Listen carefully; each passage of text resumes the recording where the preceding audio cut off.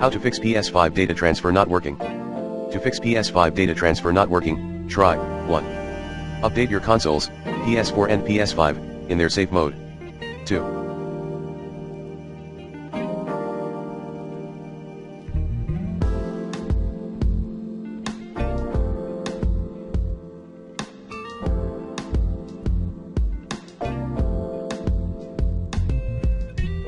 Restore your PS5 in its safe mode. 3. Rebuild your PS5's database. 4.